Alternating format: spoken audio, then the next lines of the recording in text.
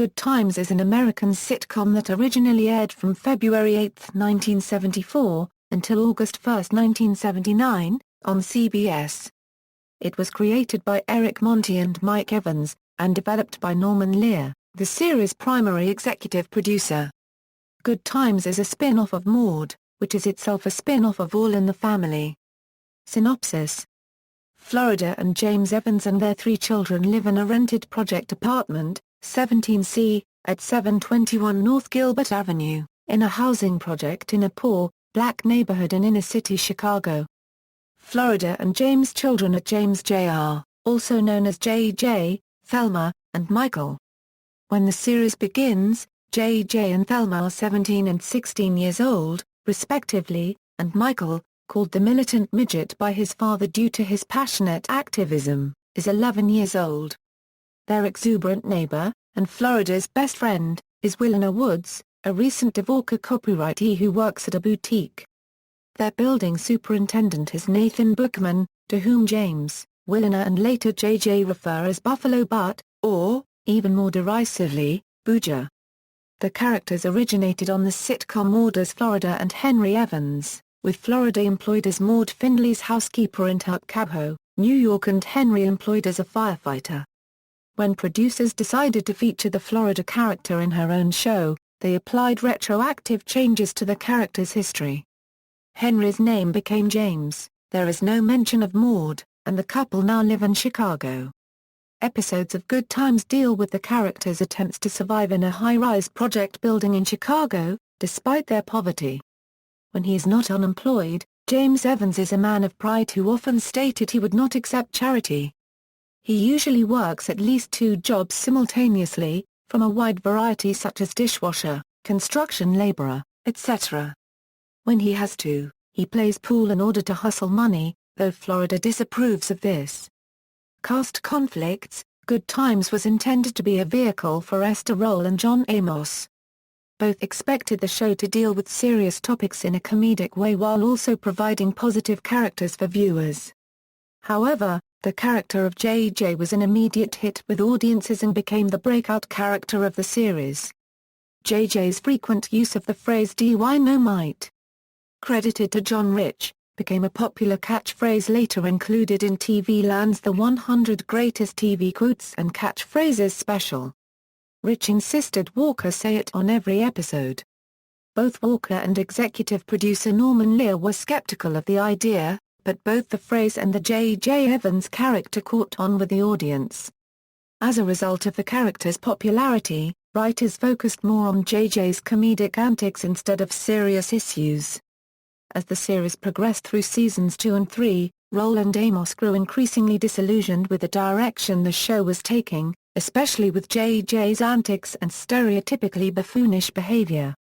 Although she had no ill will towards Walker, Roll was vocal about her dislike of Walker's character. In a 1975 interview with Ebony magazine she stated, "He's 18 and he doesn't work. He can't read or write. He doesn't think. The show didn't start out to be that.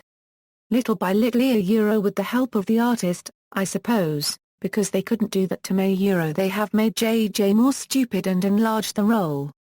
Negative images have been slipped in on us through the character of the oldest child."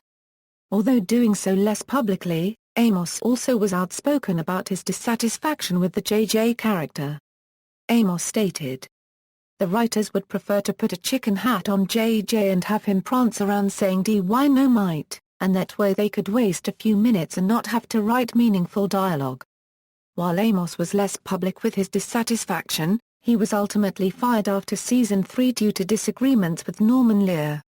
Amos's departure was initially attributed to his desire to focus on a film career, but he admitted in a 1976 interview that Norman Lear called him and told him that his contract option with the show was not being renewed. Amos stated, "That's the same thing as being fired."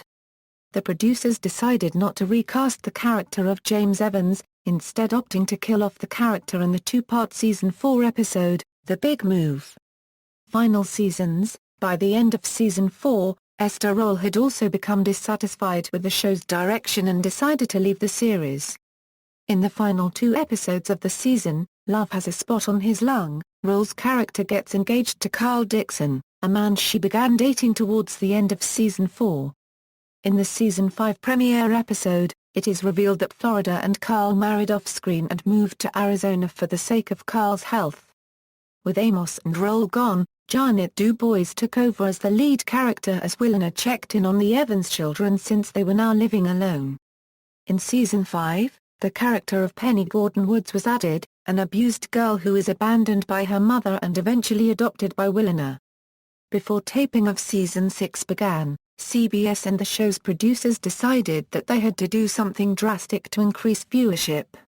According to then Vice President of CBS Programming Steve Mills, "We had lost the essence of the show. Without parental guidance the show slipped.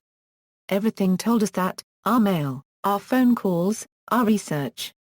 We felt we had to go back to basics." Producers approached Esther Roll with an offer to appear in a guest spot on the series. Roll was initially hesitant, but when producers agreed to a number of her demands, she agreed to return to the series on a full-time basis. Roll also wanted producers to make the character of J.J. more responsible, as she felt the character was a poor role model for African American youths.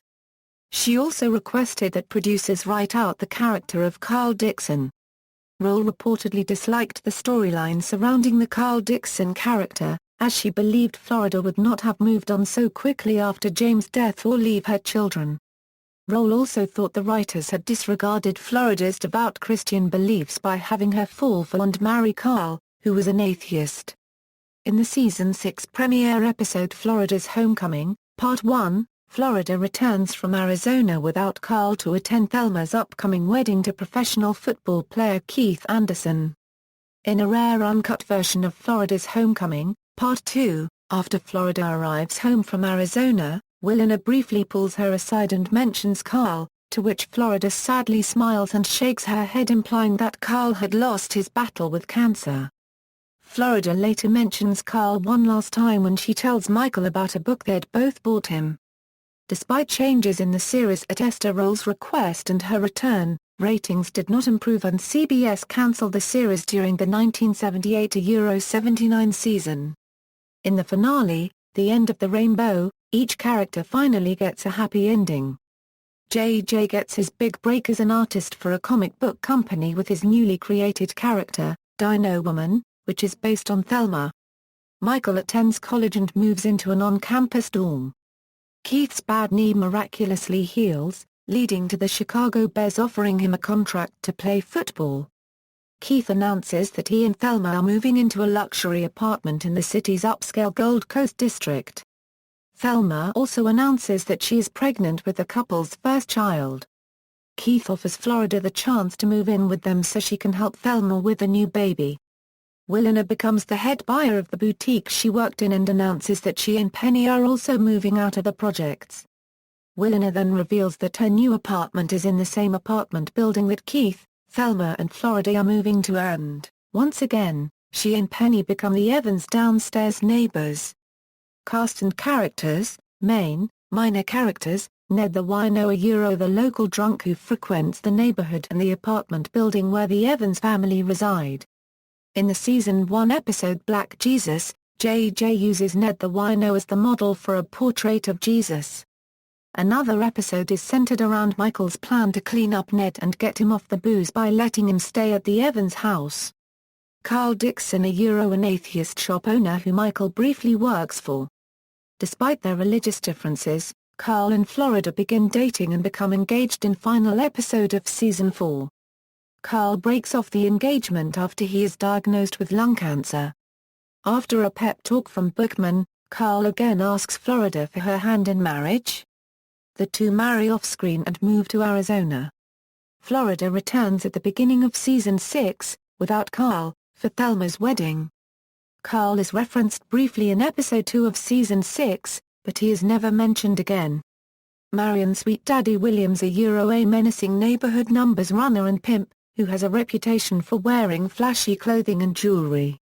He is usually accompanied by bodyguards and comes across as cool and threatening, but has shown a soft heart on occasion. particularly when he decided not to take an antique locket that Florida had given to Thelma because it had reminded him of his late mother. Wilson also plays a club owner named Stanley in the season 4 episode, The Comedian and the Loan Sharks. Alderman Frederick C. Davis, a local politician with a slightly shady disposition whom the Evans generally despise. Spoofing President Richard M. Nixon, he would state in a speech, "I am not a crook." He frequently relies on the support of the Evans family for re-election or support and resorts to threats of eviction to secure their support.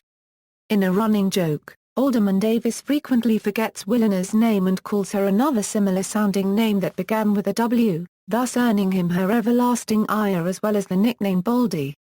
Lenny, a neighborhood hustler and peddler who tries to sell presumably stolen items that are usually attached to the lining of his fur coat. He usually approaches people with a laid-back rap and a rhyme.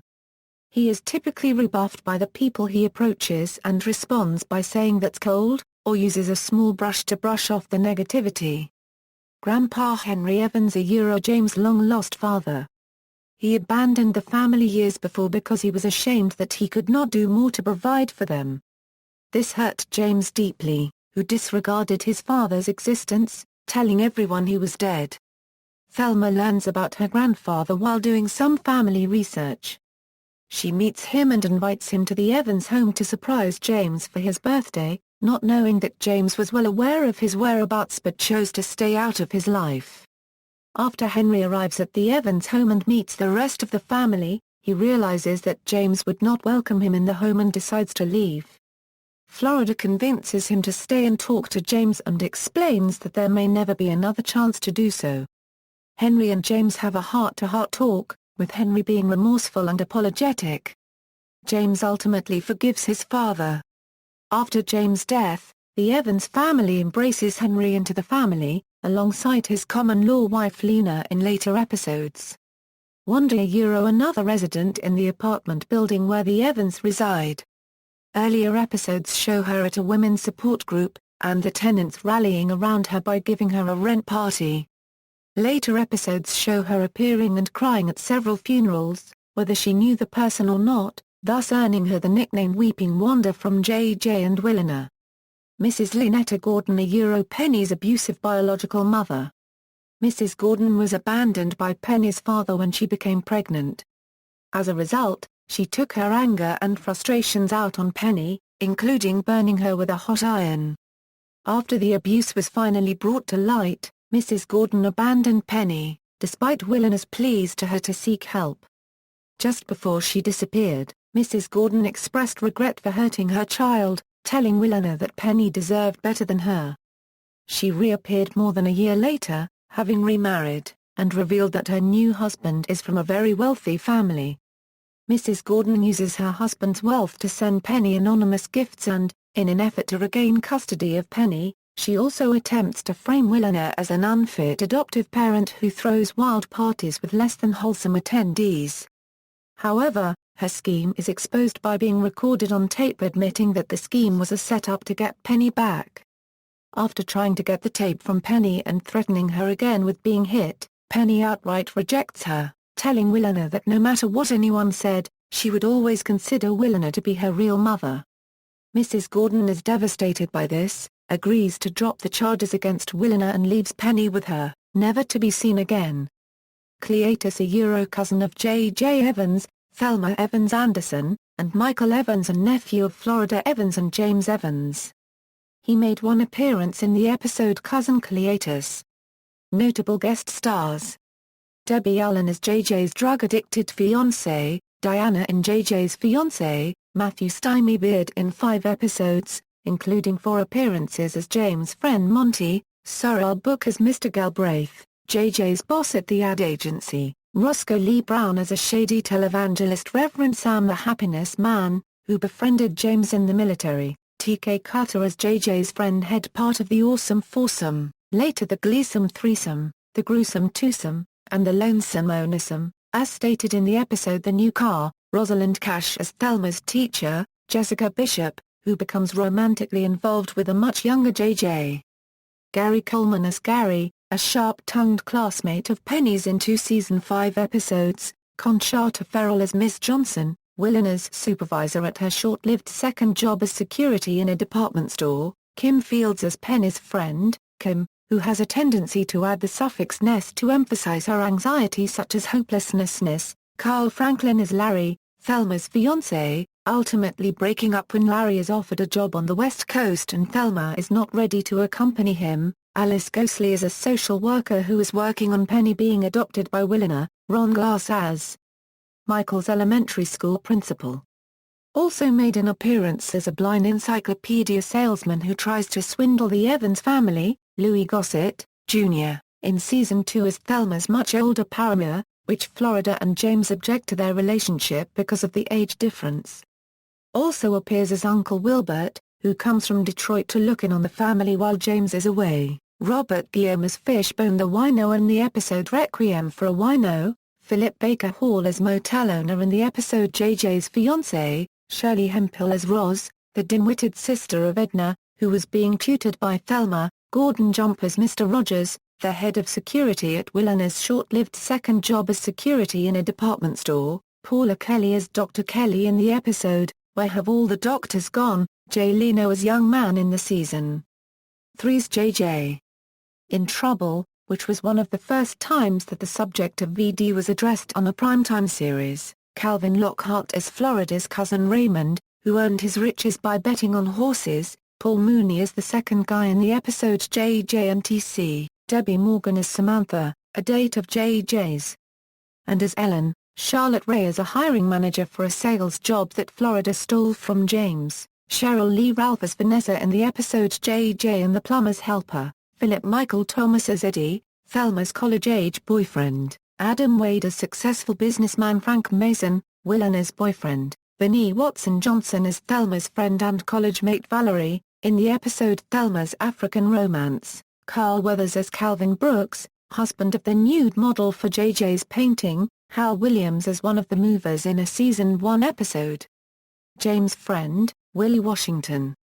And Mr. Mitchell, the father of Earl Mitchell, who is an art student of JJ's, John Witherspoon as Officer Lawson in the episode A Matter of Mothers. Production notes, Good Times was created by Eric Monte and actor Mike Evans. The series also features a character named Michael Evans, after co-creator Mike Evans who portrayed Lionel Jefferson on the Norman Lear produced series All in the Family and the Jeffersons. The first 2 seasons were taped at CBS Television City in Hollywood. In 1975, beginning with the show's 3rd season, the show moved to Metro Media Square, where Norman Lear's own production company was housed. Theme song and opening sequence. The gospel-styled theme song was composed by Dave Grusin with lyrics written by Alan and Marilyn Bergman. It was sung by Jim Gilstrap and Blinky Williams. The lyrics to the theme song are notorious for being hard to discern, notably the line "hangin' in a chow line" / "hangin' in and jivin'." Dave Chappell used this part of the lyrics as a quiz in his I Know Black People skit on Chappell's show in which the former was claimed as the answer. The insert for the Season 1 DVD box set has the lyric as "hangin' in a chow line." However, the Bergmans confirmed that the lyric is actually "hangin' in and jivin'."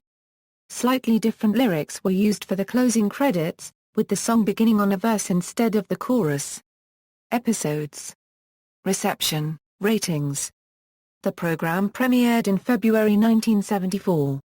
High ratings led CBS to renew the program for the 1974-75 season, as it was the 17th highest-rated program that year.